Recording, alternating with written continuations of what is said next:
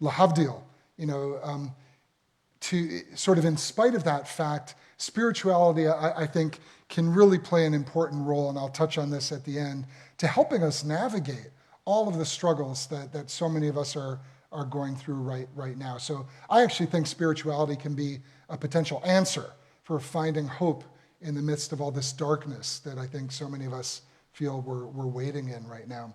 So I'm being very ambitious tonight. I'm going to start in the beginning, literally in the beginning, with the book of Genesis, and I'm going to take you all the way to today. And I'm going to try to highlight what I think are some of the signature moments in Jewish spirituality, which, of course, as Amy said, is connected to Christian spirituality, and I'll talk about that a little bit too. So you ready? It's going to be a big journey. I'm going to go through pretty fast, but then we're going to have a lot of time to talk about it. So I think when you look at the Judaism of the Bible, in many ways, that Judaism, as a professor of mine in seminary once called it, that is Israel, the Israelite religion. Judaism as we know it today looks very, very different from the Judaism of the Bible or of the Torah. That is the religion of our ancestors. That is the religion of people who lived millennia ago. And as I'm going to explain, it looks very, very different from the Judaism of today. And anyone who's ever engaged in Bible study here or Torah study at my congregation knows that. But I think it's really important to start with that. And to go back literally to the beginning, the patriarchs and the matriarchs. We all know about Adam and Eve and Cain and Abel and Noah and the flood and the Tower of Babel. But then in the book of Genesis, the world's first Jew is introduced. And who is that?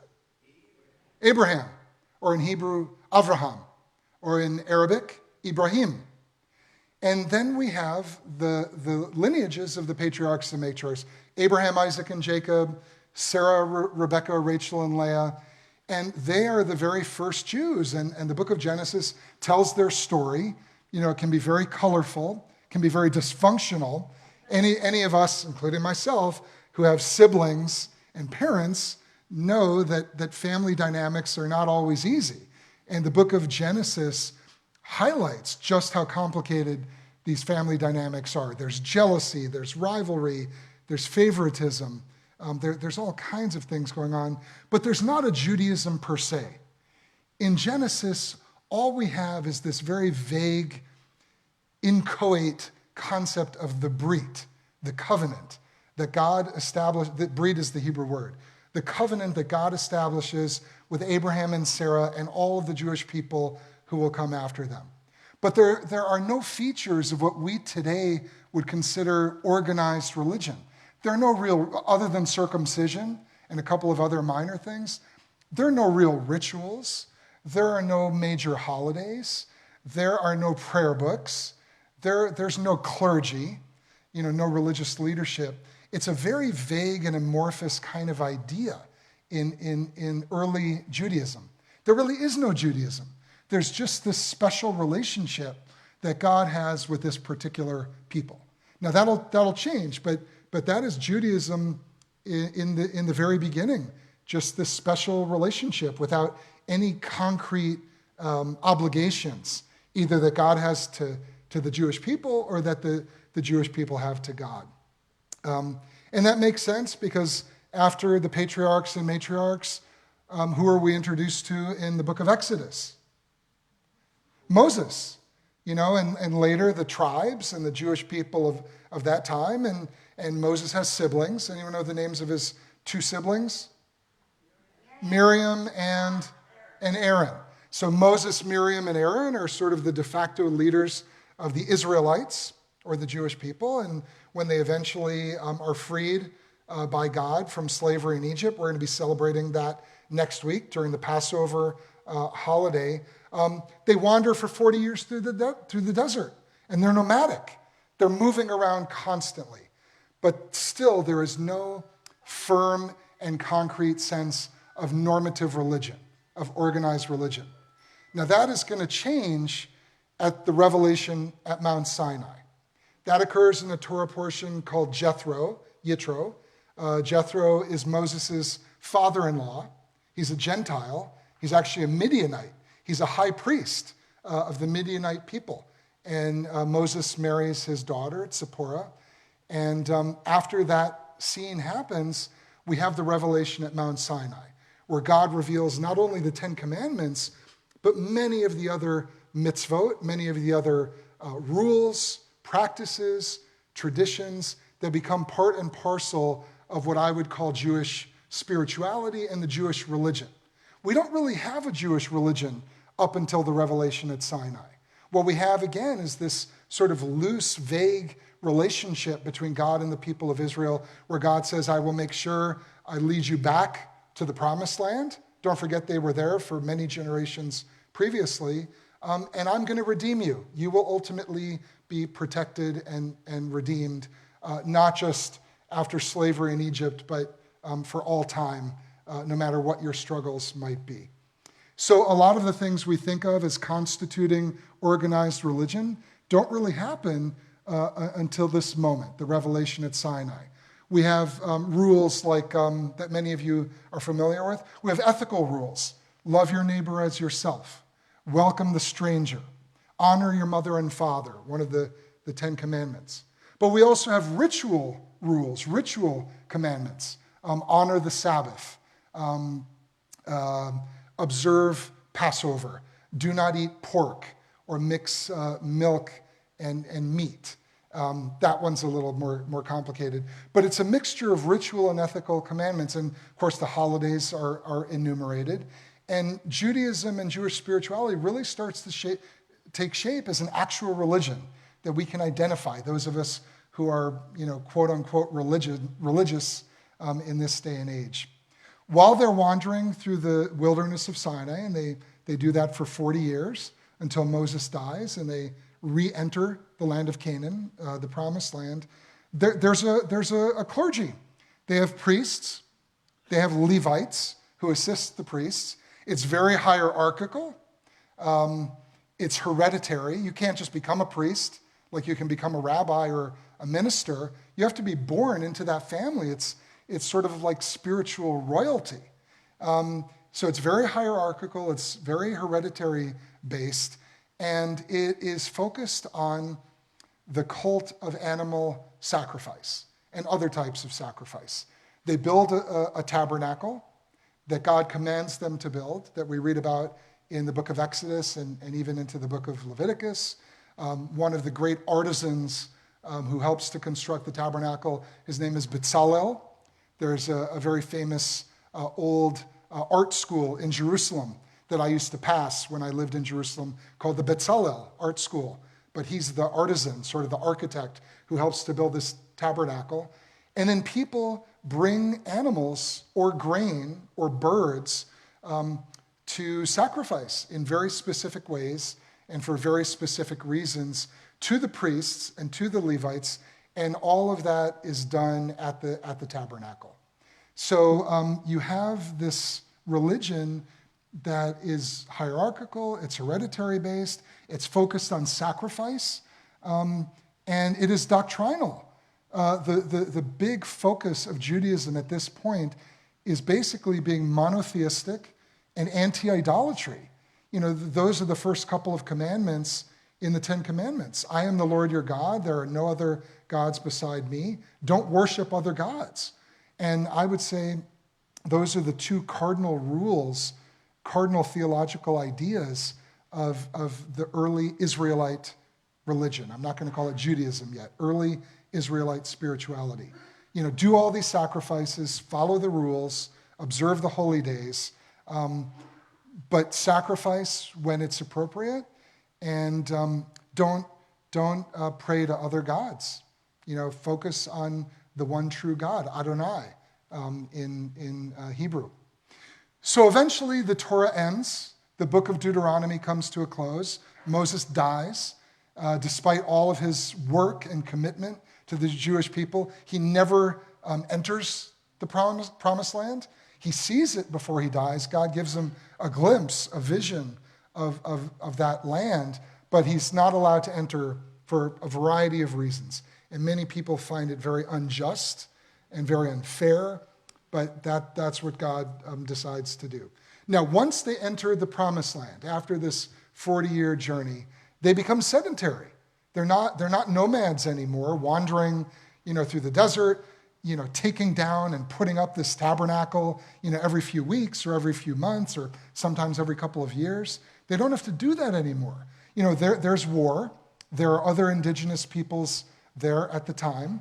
They continue to live there, but the Jewish people, the Israelites, find their own areas to live in. The different tribes live in different parts of what we would call modern-day Israel, but going all the way up into today, Lebanon and Syria and Jordan and Gaza, not Sinai so much in the Bible, but they create sedentary communities. So they need more permanent structures. And they build a temple in Jerusalem. Jerusalem becomes the center of this sacrificial cult. It's where the priests and the Levites all live. It's where people from all over the area, eventually including the whole ancient Near East, bring their animals in tow and offer them at the temple. And that is Jewish spirituality really up until about 2,000 years ago.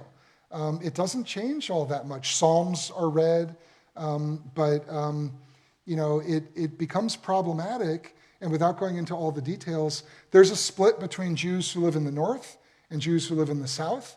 The Israelite kingdom in the north and the kingdom of Judah in the south. And there's a civil war. There's a civil war between the Jewish people. And they are weakened. And because they're weakened, like a lot of great cultures and civilizations, it becomes easier for foreign powers to invade and come in and take over. And who comes in the year 586 BCE? Babylonians, exactly. They're a regional superpower at that time.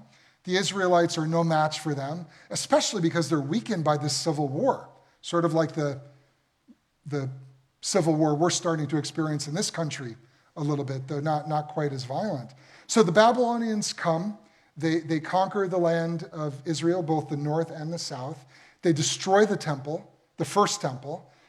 There's an exile of Jewish people who go back to Babylonia with them, but also to some other places as well. And then for a generation or two, they're living in exile. There's a small remnant of Jews who are still in the land of Canaan, but many of them are gone. Many of them are killed. The temple's destroyed. They have to kind of rethink their religion, and they enter this sort of transitional period. Now, probably because of the influence of Babylonian culture, don't forget the prophet Jeremiah himself is taken into exile and goes to Babylonia before he too comes back. And in the book of Jeremiah, we read about what it's like when he sees the ruins of the temple and the poverty and famine in Jerusalem. He comes back along with many of the other exiles under the influence of Babylonian culture. And there's a new office. And this is significant because we're introduced to a new type of religious leader. Not a priest, not a Levite, not a prophet, but a scribe. And the two most famous scribes, and they have books named after them, are Ezra and Nehemiah, or in English, Ezra and Nehemiah, I guess it would be pronounced. It's a whole different office. It's more of an academic kind of position. It's not related to heredity, like the priests and the Levites. It's not hierarchical per se. They're just part of the people. They have just studied, like you and I have studied, to assume this role. And they come back to Jerusalem. There's tension between the scribes and the ecclesiastical leadership that is still there in terms of, first of all, there's, I'm sure, power. There's always power with human dynamics. Who are going to be the real leaders of the Jewish people? Is it going to be the scribes, who I view as sort of proto-rabbis or proto-Pharisees? Or is it going to be the priests and Levites? Is that going to continue, for another millennium? What happens at this time is that a new ritual is introduced that hadn't been introduced before, and that is the public reading of the Torah. Judaism, as I said, and Jewish spirituality, up until this point, is focused on the temple cult, bringing animal sacrifices, goats, sheep, bulls, turtle doves, grain if you can't afford to bring animals, but it's all focused on the temple cult. Suddenly, the scribes say, that's not the only way we can express our Jewish identities. That's not the only way we can connect with God. And they introduce this idea of the public reading of our sacred texts, which continues to this day. 3,000 years later. But this is where the seeds of it begin. It's a very transitional period. But what happens is, during lots of periods of transition, you have the people who are more forward-thinking and the people who are more conservative and traditional. And the more conservative and traditional people say, well, let's rebuild the temple. The temple's been destroyed. Let's rebuild it again. We're back. Babylonia is not in charge anymore. Cyrus and the Persians have defeated them. They're a little more tolerant of us. Let's rebuild that temple. Let's try to reclaim the Jewish spirituality that has grounded us for so many generations. These scribes, the public reading of the Torah, that's not going to last. So let's go back to what we know. So they rebuild the temple. So now you have the second temple. First temple was built under Solomon, and now we have the second temple that is built under new leaders. The first temple was destroyed. Now we have the second, oh boy, I think I jumped the gun. Second temple is destroyed by the Babylonians. No, first temple is destroyed by the Babylonians. We talked about all that. They come back, they build the second temple. I'm on track. And they live for another 500, 600, 700 years with the second temple, Jewish spirituality, operating in the same way, priests, Levites, sacrifices, but it's still a transitional period. Scholars call it the intertestamental period, the period between the Old Testament and the New Testament. And the scribes are still around. The Pharisees are beginning to emerge. Even things that look a little bit like what we would call synagogues start emerging throughout the ancient Near East. So there are things happening, but the dominant expression of Jewish spirituality is still the temple in Jerusalem, and it's still animal sacrifice. Then the Romans come. There's another period of division within the Jewish people. Jews who are here tonight, let's remember, we need to stay united because when we get divided, we become weak, and all sorts of problems can happen. So the Jewish people are divided again. There are Pharisees, and there are Sadducees, and there are Zealots, and there are different people who have different ideas about how to respond to the Roman culture that is around them, and the Roman leaders that are basically controlling their lives in Israel. Then the Romans say, you know what, we've had enough. We're gonna wipe out the temple. So the Romans destroy the second temple. They wipe out the priesthood and the Levites. Many, many, many thousands of Jews are killed at this point. And another exile happens, another diaspora, much greater than the one that happened under the Babylonians about 600 years earlier. And Jews go to Africa, and they go to the Middle East, and they go to Europe, and some eventually make it up to modern-day UK. And Judaism, as a result, in the first and second centuries, after this destruction of the Second Temple, reinvents itself. A new class of academics, not heredity-based, not hierarchical. They're rabbis. They're like the scribes. They're like the Pharisees. They're my progenitors. They're my ancestors. They study at an academy in a town called Yavne, outside of Jerusalem.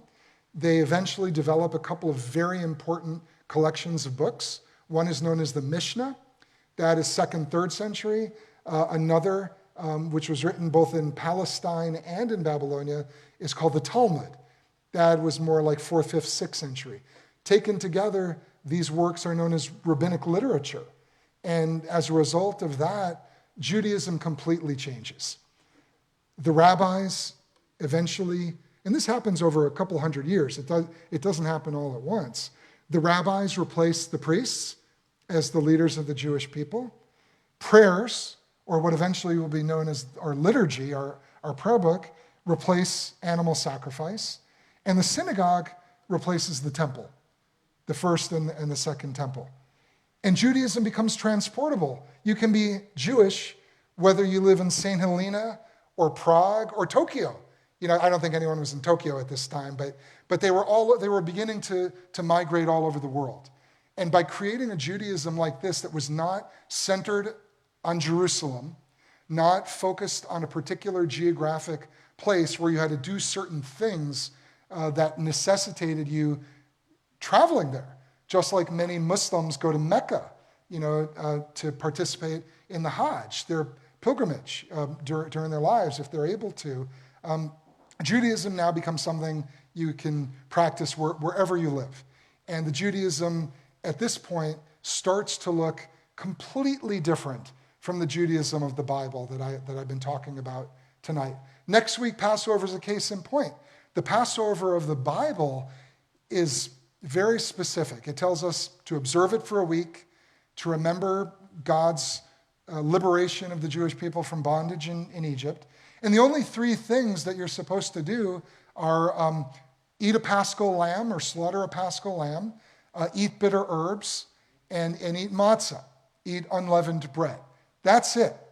What we're doing next week, the Passover Seder, the Haggadah, that is basically our script, our liturgy for the Seder. Raise your hand if you've been to a Passover Seder. Quite a number of you have. That is not biblical. That is all post-biblical. Drinking 4 cups of wine, Elijah's ceremonial cup, a bunch of other features. All of that is post-biblical. None of that is really related to the Bible. And that's just one example. The way Jews observe Shabbat or the Sabbath today, very different than it was observed in biblical times. So Judaism really about 2,000 years ago completely reinvents itself. In my mind, thanks to the creativity and resilience of the rabbis. I mean, we could have gone the way of the Etruscans, and we did not. There was no more temple. There was no more priesthood. People were slaughtered. They were exiled, dispersed all over the world. And we're still here today, in my opinion, because of the foresight and imagination of the rabbis to radically reinvent the religion. And it becomes more of an oral and dialogical religion than a sacrificial one. The Judaism, as I said, of the Bible was focused on anti-idolatry and ethical monotheism. That was the focus. Suddenly, with the Mishnah and the Talmud and rabbinic literature, Judaism is not interested in doctrine anymore. We're not interested in doctrine today. We're interested instead in dialogue and debate.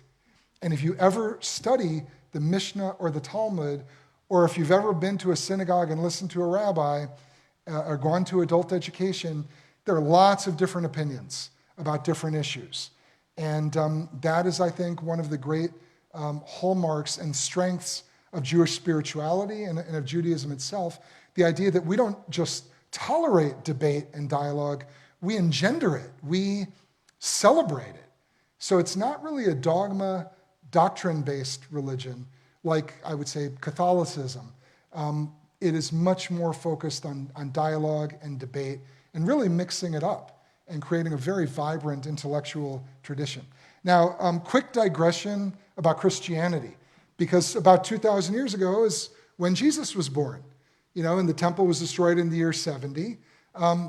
Christianity emerges during this period of transition, during this period of reconstruction, reinvention of Judaism. To me, as a rabbi, I look at Jesus as a Jewish man, a young Jewish man, a teacher. I don't know if he was a rabbi or not, but I look at him as a teacher who, from my studies of the New Testament, was pretty knowledgeable about the Jewish tradition. His 7 last words on the cross, Eli, Eli, lama sabachthani, my God, why have you abandoned me?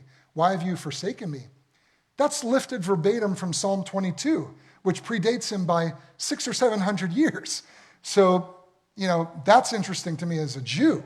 Why would Jesus, in his last breath as a human being, utter a word or a series of words from Psalms, from his Jewish tradition? Maybe it gave him comfort. Maybe it connected him with his community. I don't know. But the point I want to make is that not only did Jesus have a very clear knowledge about Jewish texts and Jewish customs and Jewish traditions, He wanted to do what a lot of other Jewish people wanted to do at that time, which was to change and reform and reconstruct Judaism so it would become more relevant and accessible and possible when there was no more temple, when there was no more priesthood. So to me, that doesn't make Jesus unique in history. That means that makes Jesus, to me as a Jew who does not believe that he was the Messiah or the Son of God any more than any of us, are born in the image of God. I think we all are. But there were a lot of other people at that time trying to change the Judaism that they inherited. And, many of them were rabbis. So the rabbis were trying to do exactly what Jesus himself was trying to do. And to me, I'm just going to leave this question. Maybe during the Q&A you can bring it up. But to me, that has always raised the question of whether Jesus ever wanted to create a new religion, beyond Judaism. Maybe all he ever really wanted to do was what the rabbis did, which was to reinvent and reimagine Judaism, to make it less ossified, less corrupt. There was corruption among the priests and other leaders, like there's corruption, everywhere, wherever you have, human institutions. So I really wonder, did he ever really intend for there to be a new religion called Christianity, centered on him? Or was that later? Was that Paul and the others? So I'm just going to leave that for you. But to me, he was an early Reformed Jew, just like I am.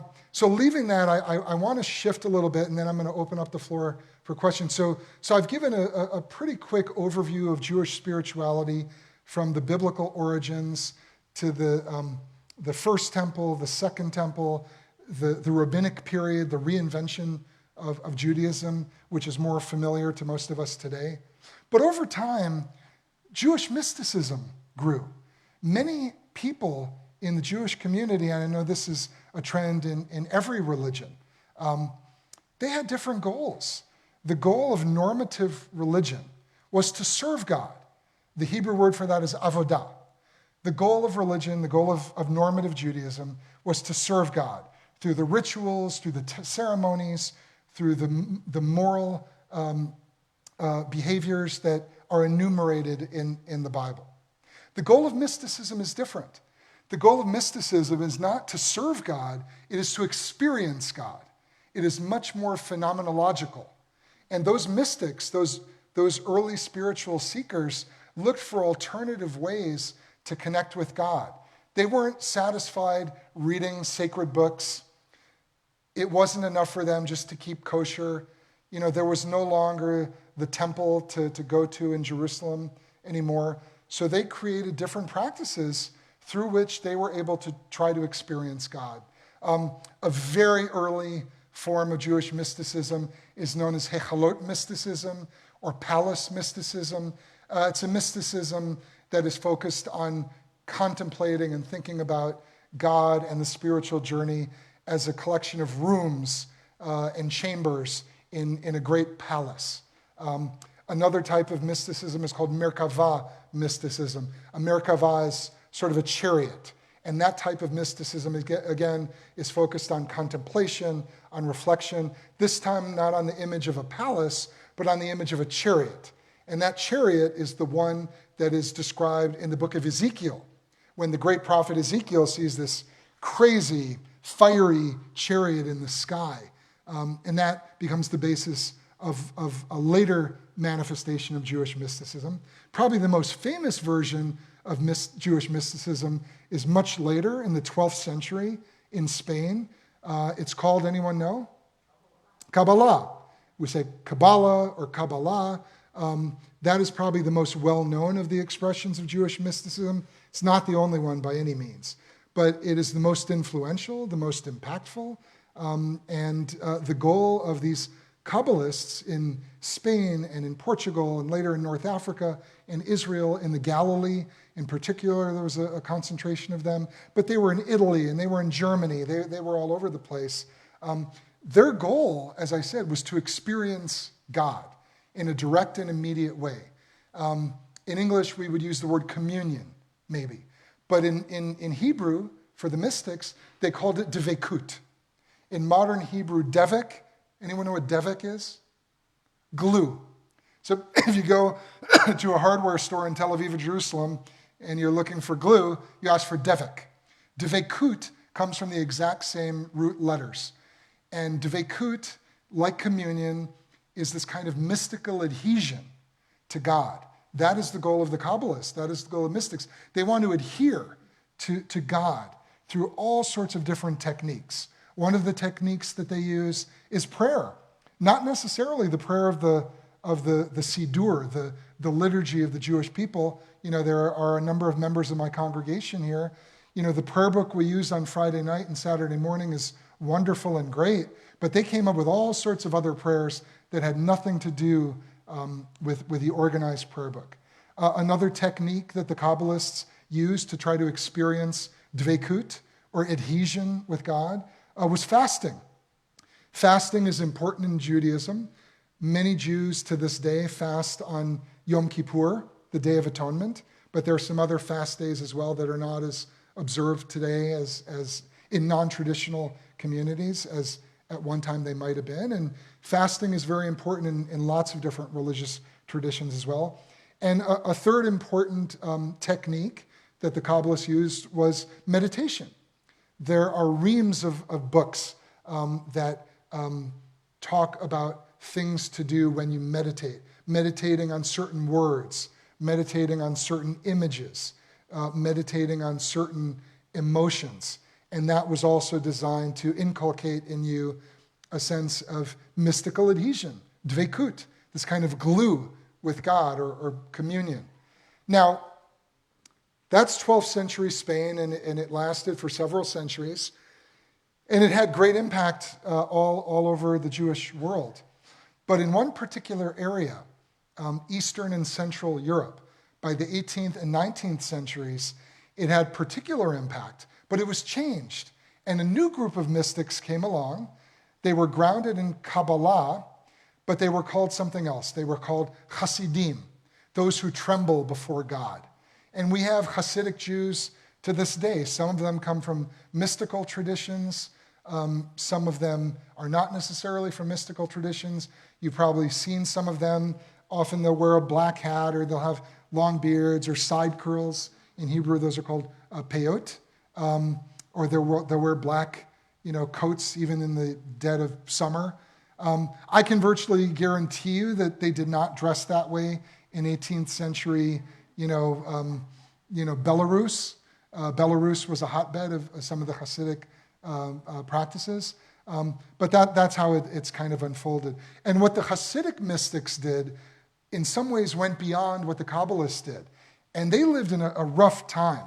And that was a rough neighborhood. Tsarist Russia, pogroms, violence, genocide, starvation. It was bad in Eastern and Central Europe if you were Jewish, really bad. My grandparents came toward the end of that period, but they came from that environment. So people in that environment, sort of like many of us today, were yearning for something more.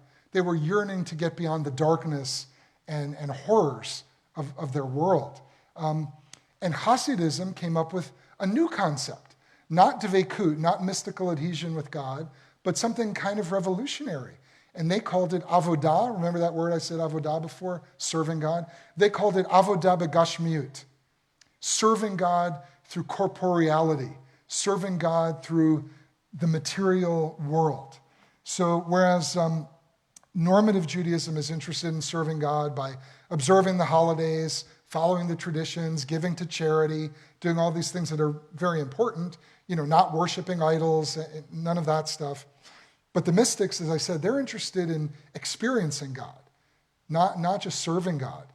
So what the Hasidic mystics do is develop a system where through everyday activities, eating, drinking, music, dance, bodily movement, sexual relations with your partners, your spouses, all of those were elevated and viewed as expressions of spirituality if done in the right way. And that was radical. The Kabbalists didn't do a lot of that. But this idea of serving God, maybe even experiencing God through these kinds of corporeal or sensory behavior activities, that was a pretty radical idea. And a lot of the Jewish leaders of the time were very suspicious of some of these Hasidic rabbis or rabbis. Some of them were actually turned in to the Tsarist authorities. The founder of one modern expression of this type of spirituality is called Chabad. We have a small Chabad in Napa. There's one in Sonoma. The founder of that particular group, Chabad, was imprisoned because he was turned in by a leader of the Jewish community who thought what they were doing was subversive and problematic and even smacked of heresy. How can you say that we can serve God by drinking and by eating and dancing and singing and having sex? That's crazy. That's not Jewish. But they held to that, and it became a very popular, very widespread mystical movement that's around to this day. And if you ever go to a Hasidic synagogue, we don't have one here, but when I lived in New York, there were a few of them, especially I lived in Brooklyn, not in my neighborhood, but in some other neighborhoods nearby. You could go there and they would be dancing and they would be singing and they would be eating and drinking, and it was fun. But you have to turn off certain things in order to participate in that. For example, men and women are not allowed to sit together. They're not allowed to dance together. It's very divided by gender, and many of us today are not comfortable with that anymore. But they know how to party, and they know how to celebrate Jewish spirituality. So I want to introduce one other concept. The other concept I want to introduce to you, in addition to this idea of avodah b'gashmiyut, serving God through corporeal behavior, through sensory activities, is this idea of thinking about God as Ein Sof, God as transcendent mystery. Ein Sof means that which has no limit. Now, the God of the Bible is not that God. The God of the Bible, all we have to do is look at the Passover story, interacts with people, performs supernatural events, the 10 plagues, the parting of the Sea of Reeds, talking to Abraham, arguing with Abraham. The God of the Bible, or Noah, telling Noah to build the ark. The God of the Bible is not transcendent in a radical way. It's a God that really interrelates with human beings. That is not the God that many of us today believe in, and it was not the God that many of these Hasidic mystics believed in. They believed in God as Ein Sof, a God who is mysterious, transcendent. We can't see, we can't touch, we can't talk to him, her, them in a direct way. We can express how we feel. For example, a very important Hasidic mystic that I've written about in one of my books back there, which I hope you'll pick up a copy of, his name is Nachman of Bratslav. He developed a practice known as hitbodedut, which basically means self-isolation or self-seclusion. And he would go off, along with his disciples, his students, to the woods outside of the villages where they lived, or in the attic of his home, and in Yiddish, or in German, or in French, or whatever the language was, not Hebrew. He encouraged people to just lay out to God whatever they're feeling. If they're angry, express that to God. If they feel grateful, express that to God. If you're grieving and sad, express that to God. God won't necessarily talk back to you in a way that certain televangelists, say they talk to God. But it's a way of connecting. It's a way of having this experience of dveikut, if you're lucky, this experience of communion. So I want to just end by saying, so where does that leave us today? Not just as Jews, but as Americans. All of us sitting in this room, whatever your background is, whether you're an atheist or an agnostic or a seeker or a theist, how do we connect with God today? How do we get beyond ourselves? How do we make spirituality, in my case, Jewish spirituality, an active and dynamic part of our lives? I've given a quick overview of how spiritual expression has evolved in the Jewish tradition. But what about today? What about nature? I know for me, some of the most powerful spiritual experiences I've ever had have taken place in nature. where I felt, and I'm talking about maybe 2, 3, 4 times, I just turned 60, that's not a lot, but they changed my life. Having those experiences in nature, maybe some of you have had those as well. Nature can be a place of spirituality. Community, so many people, especially in this digital age, feel so separate from one another, and we're all in our silos on Facebook or social media or wherever we are. Community itself, especially if it's physical, coming to grace on Sunday mornings, coming to Congregation Beth Shalom on Friday nights, coming to Torah study on Saturday mornings. Communities is another way we can potentially connect with spirituality in today's very polarized time. And finally, I would just say hope. Just holding on to a sense of hope in an age when so many of us feel so much despair, I think is a way to get beyond ourselves, to connect with God. I mean, in the Jewish tradition, in rabbinic literature, there's a well-known adage that says, it is not up to you to complete the task meaning perfect this world, perfect this really broken world.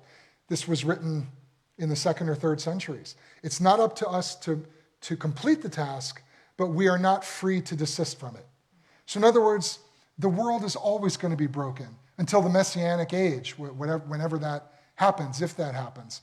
We have to constantly work to make this world a better place. But it doesn't have to happen in our lifetime. We shouldn't give up. But it's an aspirational idea. And I think, having that aspirational idea, having that hope, having that sense that one day, to paraphrase the prophet Isaiah, one day the wolf will lie down with the lamb. And one day we will beat our swords into plowshares. And one day we will have peace. It hasn't happened yet. And I don't know if it's going to happen anytime soon, but that's the goal. So I'm going to stop. I covered a lot of ground, and I'm going to take whatever questions or comments you guys have. Amazing kind of romp. Yeah, that was about, 6,000 years? 6,000 years of history. Yeah. Incredible. With so much energy. There we go. So we're ready for questions. I've got a mic to give you. Who has a question? Can we go Michael and then Peter?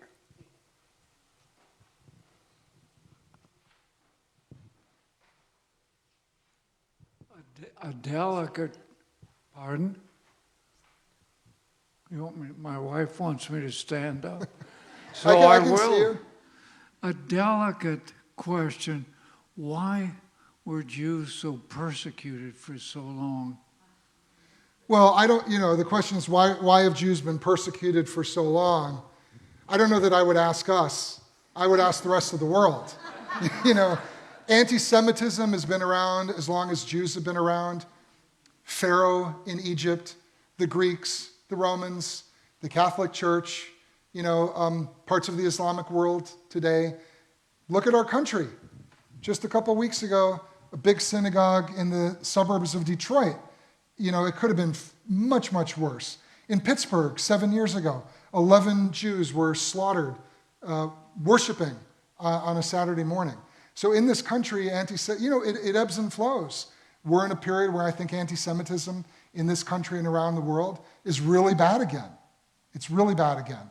And it's gotten worse since October 7th, and it's probably escalated a little bit since the Iran war 4 weeks ago, but it's never gone away.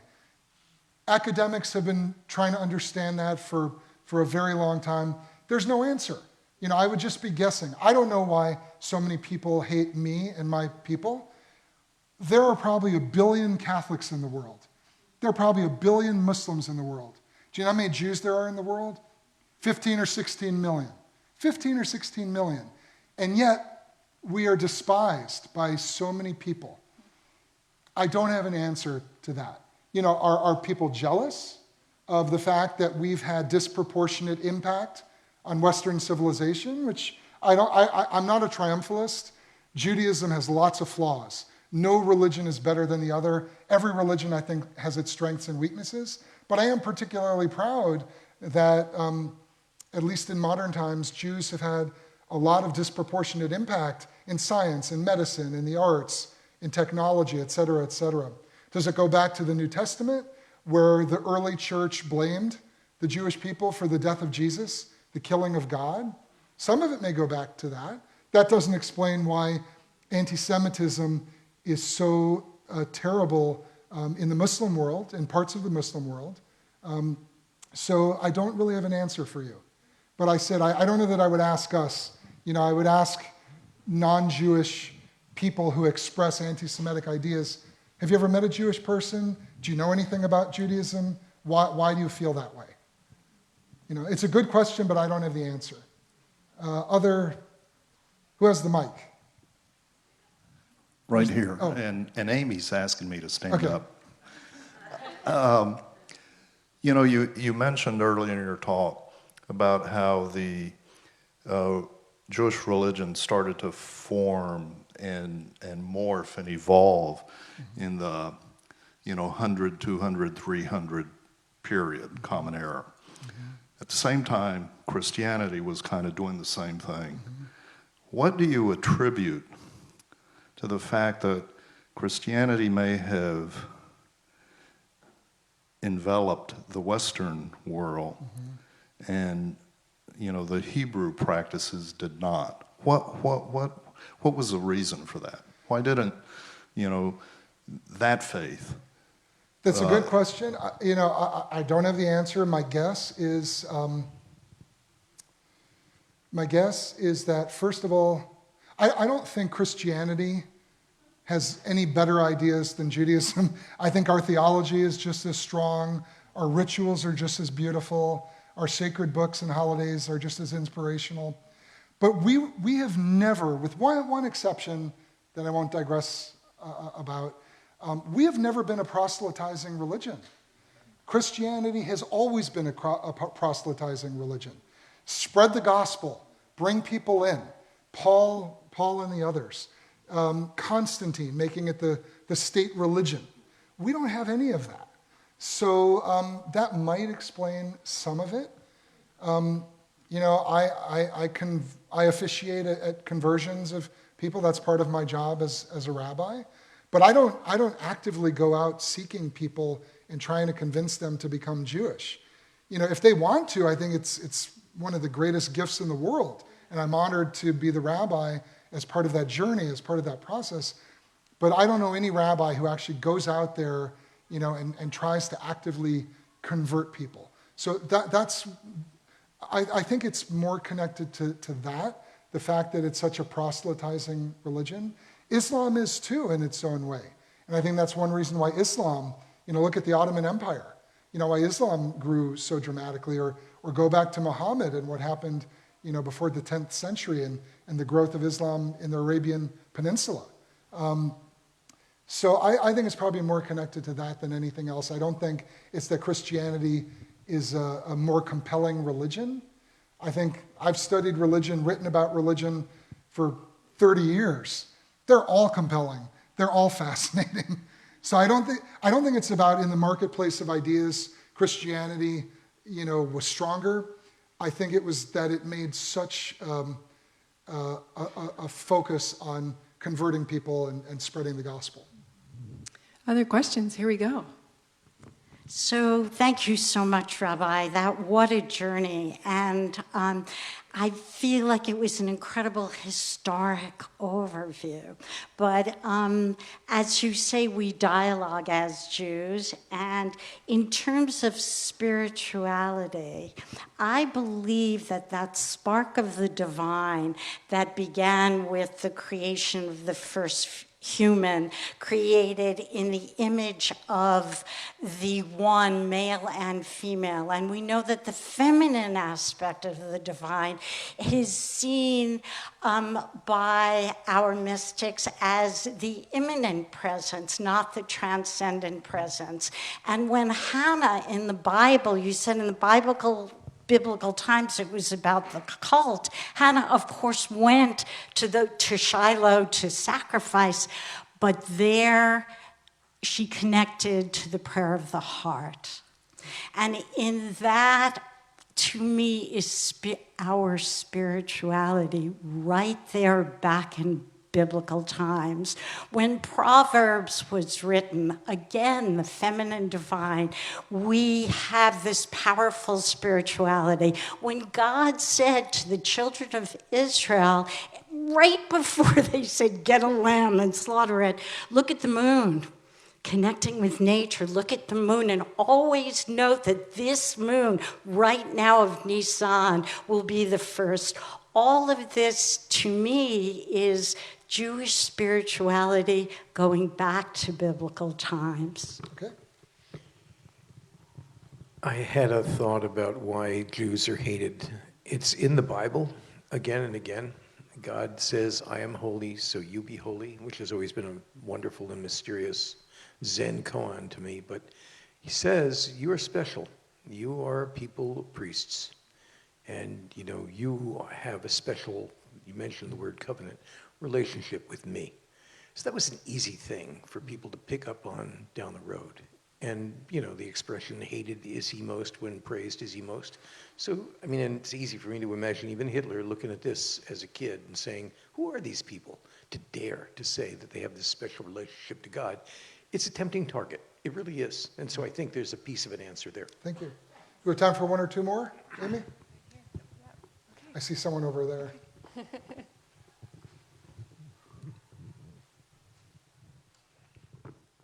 Thank you, Rabbi. I think that was really great. No one's mentioned the word power here. Power? Power. Roman Empire.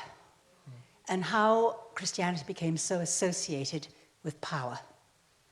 And I'm particularly interested in what you actually moving forward, what you had to say about the Hasidic path of Judaism, which I don't know that much about except the guys that dress in kind of weird outfits. But I love the idea of embracing our corporeal life as human beings into spirituality, which I think in many ways Christianity has absolutely, or did in the past, abandon. And I think there's more to be said about that, but I'm wondering what you would say going forward about the influence of that side of Judaism on the practices of spirituality today in Judaism. The idea of serving God through sensory experience? Absolutely, yeah. Well, I find it a very compelling idea. I like it. I won't lie, at services on Friday night, as my congregants can attest, I don't just start speaking in tongues, and dancing around the altar, the bima, we call it. So, you have to be in a particular kind of community where people feel that comfortable, being that ecstatic in their worship. There's that too, yep. So, as I said, it depends on the community you're with. But I find those ideas really powerful. When I've been at dinner parties, out with my wife, doing a wine tasting in one of the beautiful vineyards. That can be a very, spiritual experience. And I think these ideas have worked their way into modern manifestations of Judaism. I don't know if it's as well known for people who have not studied Hasidic spirituality, but I think it's something that we can relate to. I don't know if I would call this spirituality, but on Friday nights after services, we have what's called an oneg, sort of like what we're about to do now, and we have wine and we have a meal and we sit at tables together and break bread, and it's a great way to build community, a great way to express our identities as Jews, even though probably most of us are not talking about Judaism at that point. We're talking about other things in our lives. But that's avodah b'gashmiut. That's breaking bread. That's celebrating, in a sensory way with members of your community. So I think it's a part of the Jewish community. It's not as overtly mystical unless you're in a particular kind of a group or a particular kind of a synagogue. I have a question. In Judaism, how do you practice the feminine side of God? Do you have a recognition of the Blessed Mother?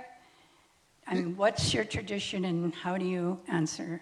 Yeah, as Mickey pointed out earlier, there is a very ancient and very profound embrace of the divine feminine in Judaism. It's not my area of expertise, but I mentioned the Hasidic expression of spirituality and Ein Sof, this idea of radically transcendent. There's also the Shekhinah, the feminine aspect of God, that represents, as Mickey said, the more immanent aspect of the divine. So it's there.